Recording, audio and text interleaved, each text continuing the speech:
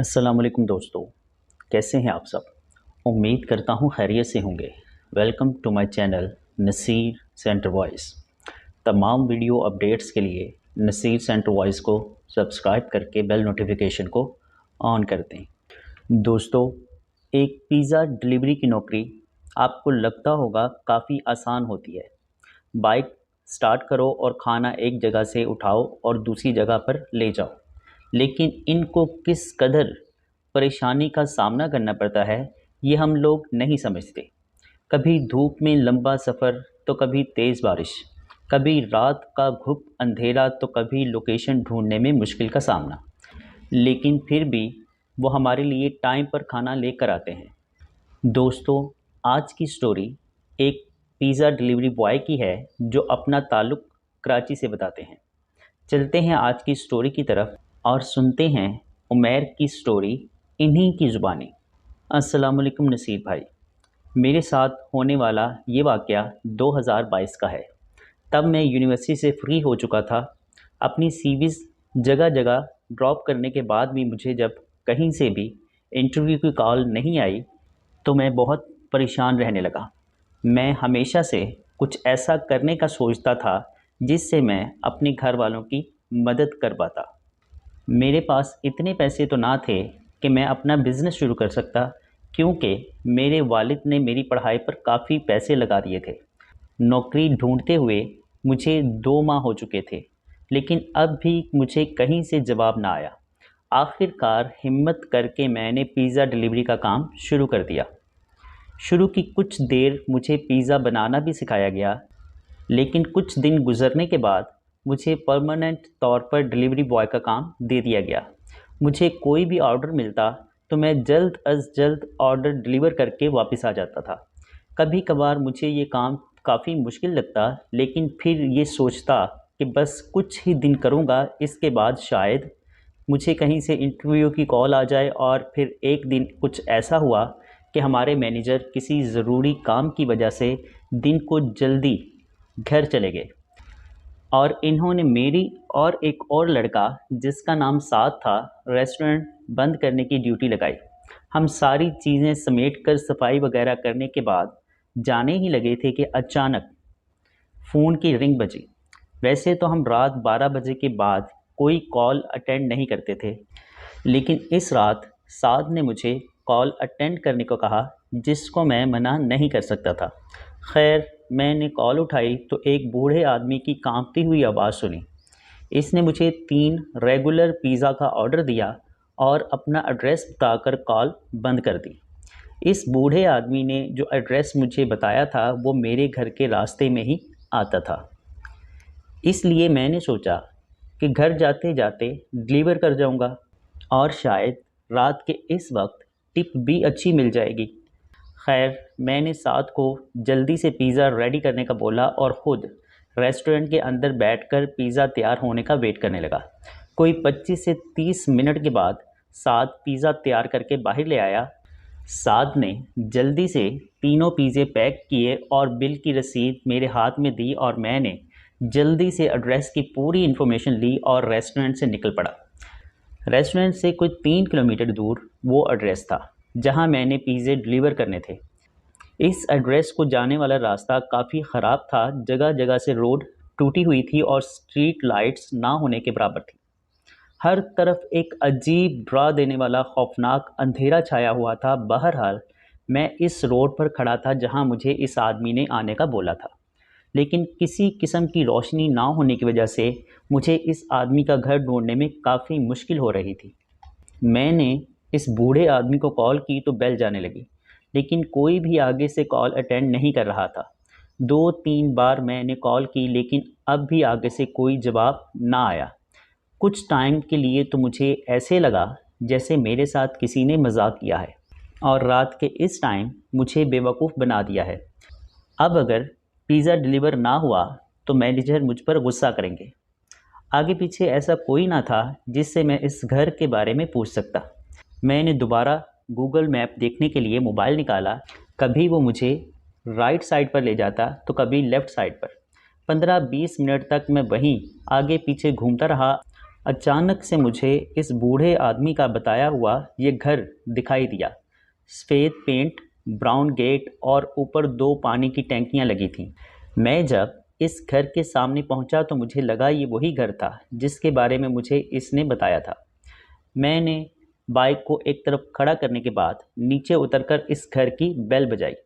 2-3 बार bell बजाने के बाद एक बूढ़ा आदमी चलते हुए बाहर आया। इसने गेट खोला और कहा, बेटा, काफ़ी देर लगा दी तुमने आते हुए।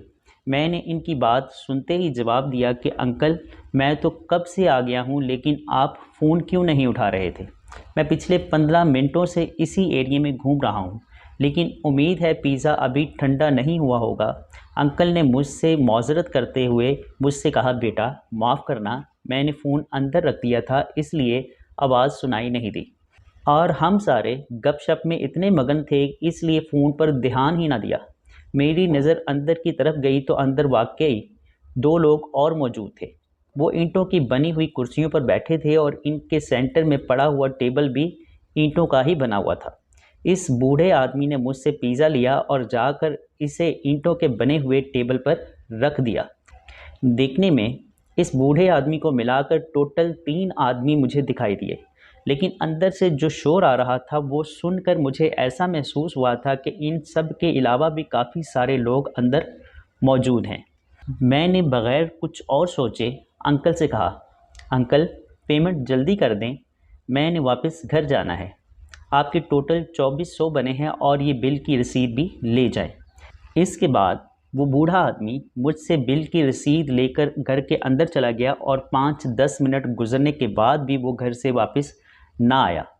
मैं दोबारा बेल बजाने के लिए आगे बढ़ा कि इतने में अंकल पर्स हाथ में पकड़े मेरी तरफ आते हुए दिखाई दिए। पास आते ही अंकल ने धीमे लहजे में मुझसे कहा, बेटा मुझे माफ़ करना, मुझे लगा मेरे पास पर्स में पैसे मौजूद हैं। शायद आज मेरा बेटा पर्स में पैसे डालना भूल गया। अभी तो वो हमें यहाँ उतार कर किसी काम से गया है और आते आते काफ़ी टाइम लगा देगा। फ़िलहाल तो मेरे पास पैसे मौजूद नहीं है, लेकिन सुबह मैं खुद आकर पैसे दे जाऊँगा। इस बूढ़े आदमी की ये बात सुनकर मुझे काफ़ी गुस्सा आया, लेकिन फिर भी मैंने खुद पर कंट्रोल करते हुए कहा, देखें अंकल, आज तक मेरे साथ ऐसा नहीं हुआ कि किसी कस्टमर ने पिज़्ज़ा लेने के बाद मुझे पेमेंट ना की हो। हमेशा पिज़्ज़ा डिलीवर करने के बाद मैं पेमेंट लेकर जाता हूँ। खैर, काफ़ी बहस करने के बाद हमने ये फ़ैसला किया कि मैं सुबह रेस्टोरेंट जाने से पहले यहाँ से पेमेंट लेता हुआ जाऊँ। फिर मेरे जहन में आया कि क्यों ना मैं ऑर्डर वापस लेकर अपने घर चला जाऊँ, लेकिन पिज़्ज़े 3 थे और इसकी अमाउंट 2400 थी, जो मेरे लिए अफोर्ड करना मुश्किल था। इसलिए बेहतर यही समझा कि सुबह आकर पैसे ले जाऊँ। इतना कहकर मैंने अपनी बाइक स्टार्ट की और घर की तरफ निकल पड़ा। कोई रात के 2 बजे मैं घर पहुंचा और खाना वगैरह खाकर मैं सो गया। अगली सुबह थोड़ा जल्दी उठकर तैयार हुआ और नाश्ता करके कोई 9 बजे मैं घर से निकल गया। वैसे तो मुझे 10 बजे रेस्टोरेंट पहुंचना होता है, लेकिन इस दिन मुझे इस बूढ़े आदमी से पेमेंट लेने जाना था, इसलिए मैं जल्दी घर से निकल गया। कुछ ही देर के बाद मैं इस घर के सामने पहुंच गया जहां मैंने रात को पिज़्ज़े डिलीवर किए थे। मैंने बाइक को एक तरफ खड़ा किया और फिर जाकर इस घर की बेल बजाई। काफ़ी देर बेल बजाता रहा, लेकिन फिर भी घर से कोई ना आया। मुझे अब ये सोचकर बहुत गुस्सा आने लगा कि कल इस बूढ़े आदमी ने पिज़्ज़ा भी खा लिया और आज दरवाज़ा भी नहीं खोल रहा। काफ़ी देर बेल बजाने के बाद भी जब किसी ने दरवाज़ा ना खोला तो मैंने इनके पड़ोसी से इस घर के बारे में पूछने के लिए बेल बजा दी। बेल बजाते ही कुछ देर बाद एक आदमी घर से बाहर आया, तो मैंने इस आदमी से इस घर के बारे में पूछते हुए कहा, भाई, आपके साथ वाले दरवाज़ा नहीं खोल रहे। काफ़ी देर से बेल बजा रहा हूँ, लेकिन कोई भी अभी तक बाहर ना आया। दरअसल रात को मैंने इस घर में पिज़्ज़ा डिलीवर किया था, तब इन्होंने मुझे पेमेंट नहीं की और सुबह पेमेंट देने का बोला था, लेकिन अब जब मैं पेमेंट लेने आया हूँ तो ये लोग दरवाज़ा ही नहीं खोल रहे। मेरी बात ख़त्म होते ही वो आदमी मुझे हैरत से देखते हुए कहने लगा, यार झूठ तो मत बोलो, लगता है तुम्हारी तबीयत ठीक नहीं। चलो शाबाश, घर जाओ और जाकर आराम करो। भाईजान मैं ठीक हूँ और इसमें झूठ बोलने वाली कौन सी बात है। मैं खुद यहाँ कल पिज़्ज़े डिलीवर करने आया था और आज इन्हीं पिज़्ज़ों की पेमेंट लेने आया हूँ। खैर काफ़ी बहस करने के बाद इस आदमी ने अपना फ़ोन निकाला और कॉल मिलाकर दूसरी तरफ चलने लगा। इस आदमी ने मुझे इंतज़ार करने का बोला और कोई 10 से 15 मिनट के बाद वहाँ एक और आदमी आया। अब ये दोनों थोड़ा साइड पर होकर एक दूसरे से बात करने लगे। इस दफ़ा वो दोनों मेरे पास आकर कहने लगे कि तुम झूठ बोल रहे हो, तुम्हारे पास कोई सबूत है कि तुमने रात को यहाँ पिज़्ज़ा डिलीवर किया था। मैं भी अपनी बात पर कायम था और यही बोल रहा था कि मैंने रात को यहाँ पिज़्ज़ा डिलीवर किया था। अगर आप लोगों को यकीन नहीं आता तो जाकर हमारी रेस्टोरेंट की कॉल हिस्ट्री चेक करें या फिर सीसीटीवी देखें। अगर फिर भी यकीन नहीं आता तो दरवाज़ा खोलें। मुझे पता है अंदर ईंटों की कुर्सियाँ लगी हैं और सामने ईंटों का टेबल पड़ा है। इन कुर्सियों पर 3 बूढ़े आदमी बैठे थे जिसमें से एक आदमी ने कॉल करके पिज़्ज़ा मंगवाया था। इसी बूढ़े आदमी ने मुझे बताया कि आज इसका बेटा पर्स में पैसे डालना भूल गया, इसलिए आज इसका पर्स खाली है। मेरी ये बात सुनकर इन दोनों के होश उड़ गए। वो दोनों मेरी तरफ हैरत से फटी हुई आंखों से देख रहे थे। इतने में इनमें से एक आदमी आगे बढ़ा और इस घर का दरवाज़ा खोलने लगा।